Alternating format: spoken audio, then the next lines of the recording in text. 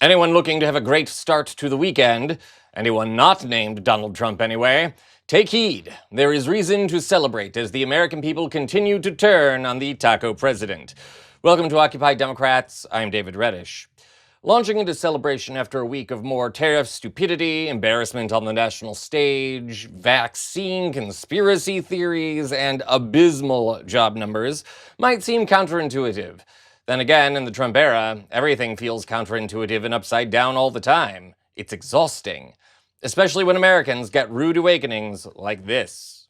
And there was a loss of 16,000 jobs in government, which I think Lauren mentioned. But again, you know, that 22,000 number, Charles, it's a weaker than expected number, and these revisions are pretty brutal. Yeah, extraordinarily. That's pretty grim, isn't it? Well, at least there is a silver lining. Stay with me.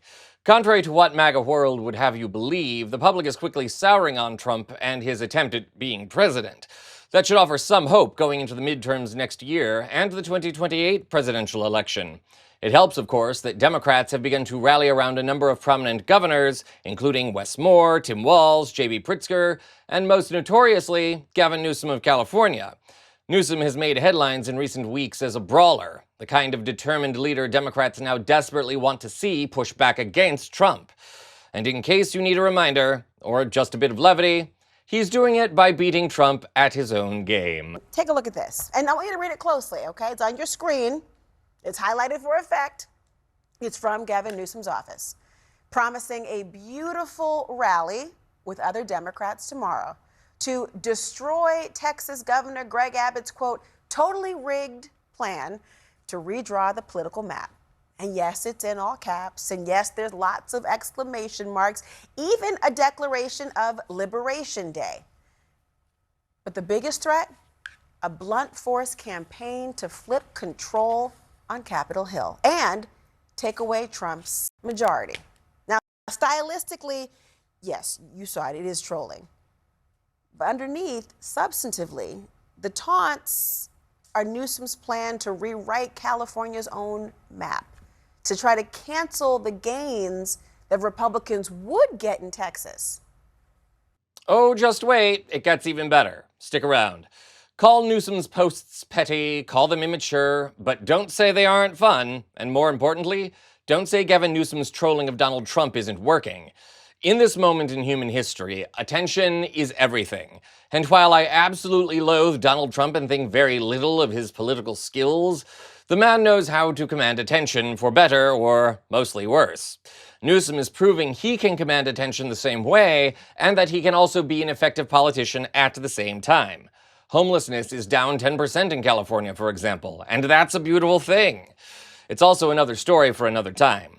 For now, we turn back to Newsom and the latest affront he's delivered to the Trump administration.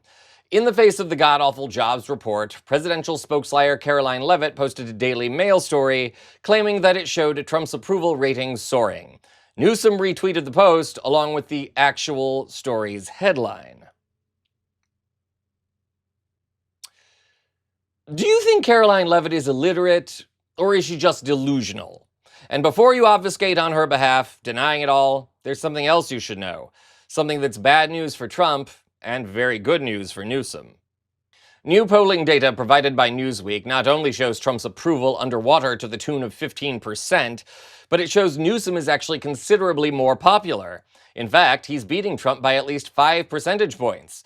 Newsweek also reports that Newsom polls better than both J.D. Vance and Marco Rubio in a theoretical 2028 presidential race. The same poll also showed that in an election today, Newsom would also handily beat Donald Trump. So is this reason to celebrate? Not in the long run. Obviously, a lot can happen in 3 years, and the initial frontrunner in primary contests rarely stays in that position in a campaign as it drags on. That said, Newsom is answering this moment, and that cannot be understated. He's showing defiance and real leadership at a time when Democrats, and indeed the nation, cry out for a competent leader with effective policies. For more on those and how Newsom has used his political wins to further embarrass Trump, see our other videos here on the channel. And stay tuned.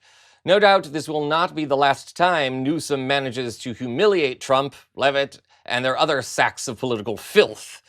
That may or may not lead Newsom to Washington, but it sure as heck will provide some cathartic entertainment in the meantime. Get out the popcorn.